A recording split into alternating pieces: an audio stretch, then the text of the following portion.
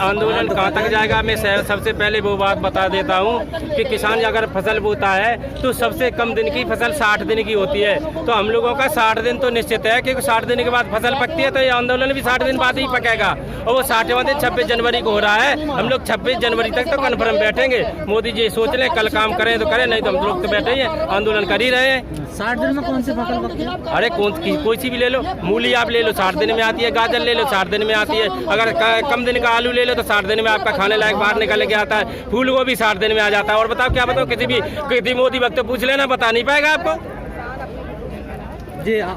आप कह रहे हैं कि 26 जनवरी को हम वहाँ पर परेड करेंगे, क्या सरकार करने देगी? मैं नहीं कह रहा हूँ, हमारी संयुक्त मोर्चा के पदाधिकारियों का, नेताओं का कहना है, अगर हमारी बात नहीं मानेंगे तो 26 जनवरी को हम लोग भी परेड में शामिल होंगे, क्योंकि हम भी हिंदुस्तानी हैं, हम पाकिस्तानी खालिस्तानी नहीं हैं। लेकिन अब तो सरकार के नुमाइंदे भी आ गए हैं फील्ड में आपके खिलाफ। तो वो तो हमारे भाई देखिए, वो तो अच्छी चीज के हमेशा खिलाफ ही रहते हैं, सही चीज के समर्थन में तो वो आते ही नहीं है।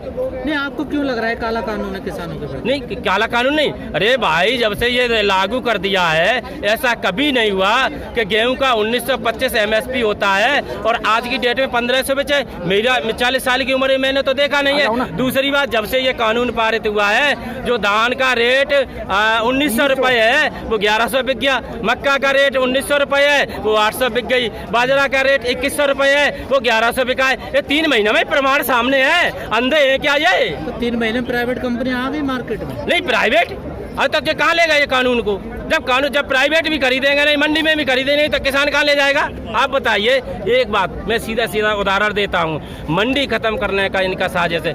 बाहर ये दलाल बैठा लेंगे, सीधा जब किसान अपनी मंडी में अपने अनाज की ढेरी लगा देता है, ठीक है, और वो एक कमीशन एजेंट वो 10 खरीदारों को लेके आता है, उस पे बोली लगती है गुरु कि हम 1 मिनट सुनो, हम 1600 का खरीदेंगे, दूसरा कहता है हम 1650 का खरीदेंगे, तीसरा कहता है हम 1700 का खरीदेंगे। तो किसान की फसल का रेट 100-150 रुपए कुंटल बढ़ जाता है। और जब मार्केट में अकेला बंदा बैठा होगा तो बार्गेनिंग कहाँ से होगी, उसका रेट कहाँ से बढ़ेगा, कंपटीशन नहीं होगी। प्रधानमंत्री कह रहे हैं हमने दलाल खत्म कर दिए, बिचौलिए खत्म। अरे प्रधानमंत्री तो बहुत कुछ कह रहे थे कि हम आतंकवाद खत्म कर देंगे, क्या हो गया है बताइए? कहाँ खत्म हो गया? 42 जवान कैसे शहीद हो गए उनकी सरकार बनने के बाद? कहाँ से आ गया RDX? आप बताइए।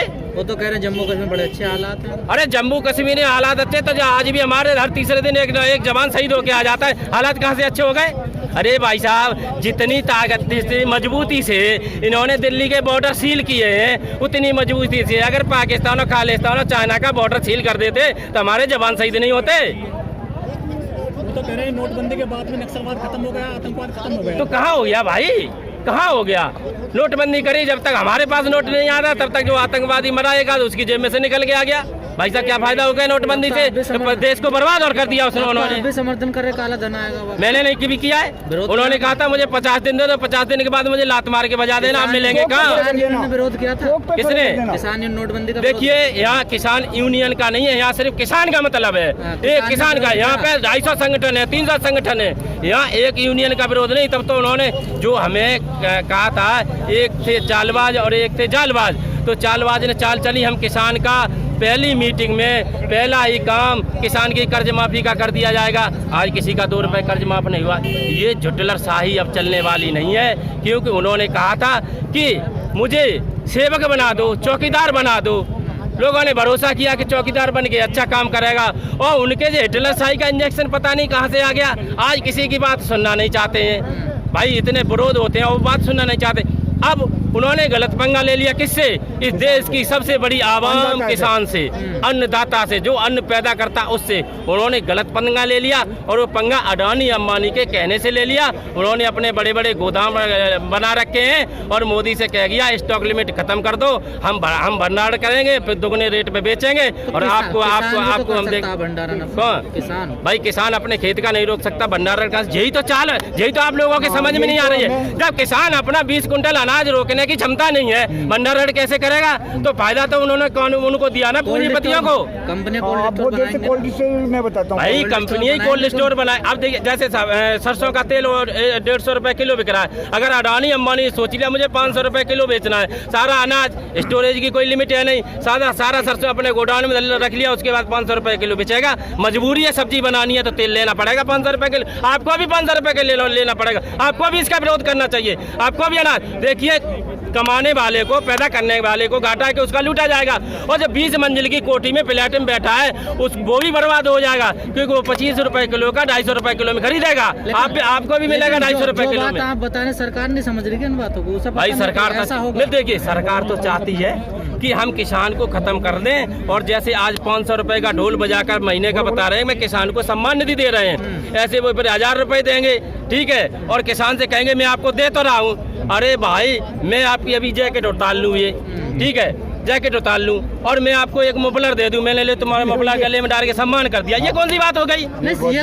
ये सरकार किसानों को खत्म कर रही है, मजदूरों को खत्म कर रही है, जो जिनके पास सरकारी नौकरी है उनको खत्म कर रही है, तो फिर जीत भी रहे हैं ये साहब। अरे भाई कितनी देर जीत जाएंगे, अब की बार चुनाव हो जाने दो, अरे चुनाव हो जाने, देखिए प्रदेश का चुनाव अलग होता है और केंद्र का चुनाव अलग होता है। हमारा ये कानून केंद्र ने पारित किया है, केंद्र का चुनाव होने दो, हम नीचे कर देंगे। नहीं उसमें वोट इंसान नहीं डालते, कोई जानवर डालना आते हैं क्या? नहीं तब हमारा आंदोलन चालू कहाँ हुआ था?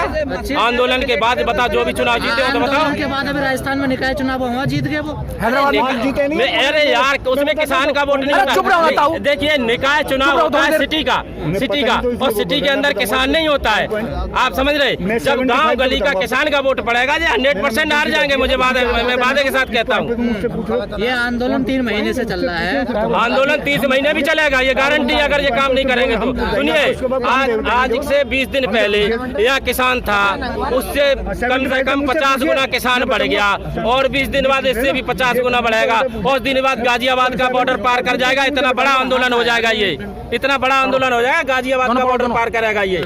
आप सोचिए अभी तो किसान अपना गेहूं बुवाई में लगा है, गन्ना कटाई में लगा है, 20 दिन बाद जो किसान फुर्सत हो रहा है वो यहाँ आ रहा है। सर हम पहले दिन से देख रहे हैं लगातार आंदोलन बढ़ रहा है, लोग यहाँ पर बढ़ रहे हैं, लेकिन सरकार क्यों नहीं सुन रही? लेकिन सरकार सुनना नहीं चाहती, आप बताइए। लोग बढ़ रहे हैं तादाद में, तो ये जगह भी नहीं रही पहले तो। अरे अभी और बढ़ेंगे भाई साहब, क्या बात है, अगर मोदी जी में ताकत है तो 2-4 दिन ट्रेन चला के दिखा दें, आप समझ रहे हो। ना तो दिल्ली में जगह बचेगी, ना गाजियाबाद में जगह बचेगी, ना गुड़गांव में जगह बचेगी। इतना किसान दिल्ली गुड़गांव NCR के अंदर आ जाएगा, ट्रेन तो चला दें। इन्होंने डर की वजह से संसद भी नहीं चलाया, डर की वजह से ट्रेन भी नहीं चला रहे। और समझो मैं जब कल आया हूँ 300 किलोमीटर से, तो 30 जगह पुलिस वालों ने मुझे रोका है, 30 जगह। लेकिन सर एक बात, जब मोदी जी जब बात करते हैं इतनी मिठास तो झड़ती, इतने सज्जन शरीफ आदमी लगते हैं जब बात करते हैं। देखिए ज्यादा मीठा हो जाता है फिर खाने लायक नहीं रहता, खराब हो जाता है, आप ये सोच के रखना।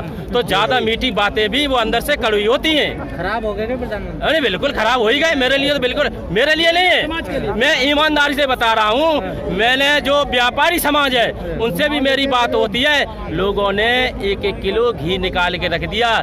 जिस दिन मोदी जी झोला उठा के जाएंगे उस दिन घी के दिए जलेंगे, एक नहीं करोड़ों घर में घी के दिए जलने वाले हैं, मैं पक्का बता रहा हूँ। किसान तो जलाएंगे ही, दीपावली से बड़ी दीपावली होगी।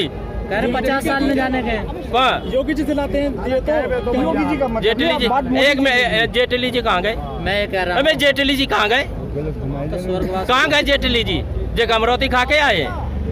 अरे भगवान ने जिसको लेना उठाने के लिए पत्र भेज दिया है, फिर किसी की सिफारिश नहीं चलती। दूसरी बात, आज किसान के मुद्दे की बात है, हम लोग राजनीति करने नहीं आए हैं, ना हम जेटली की बात करें ना मोदी की बात करें, सिर्फ किसान पे आप पॉइंट बात करिए, किसान को सिर्फ किसान की बात करिए। आज भैया जी जो बीजेपी सांसद मारती है, वो चुनाव में गेहूं काटती है, उसका कहीं बयान नहीं आ रहा है आजकल, ना सुनी तेल का आ रहा है। देखिए वो तो एक ड्रामाबाज लेडीज है, और जहाँ जाती है वो ड्रामा करती है, और ड्रामाबाजों के लिए मैं कोई शब्द कहना नहीं चाहता हूँ। ये तो लोग मोदी जी को कहते हैं लोग कि नोटंकी ड्रामा अच्छा कर ले, जुमलेबाज नहीं, जुमलेबाज वो तो सबका जुमलेबाज, वो एक जन बच्चा जान चुका है। अगर देखिए मेरी बात सुनो, अगर गूगल पे आप डाल के देख लीजिए, आज हिंदुस्तान का सबसे बड़ा गुंडा कौन आता है निकल के, आप देखिए कौन आता है, कौन आता पता होगा, हमने तो नहीं, आप डाल के देख लेना, गूगल तो सबके पास है, सबके पास है। बता दो एक बार भाई जी, बता दो एक बार। मैं एक बात और बता दूं, अगर हमारे किसान, देश के किसान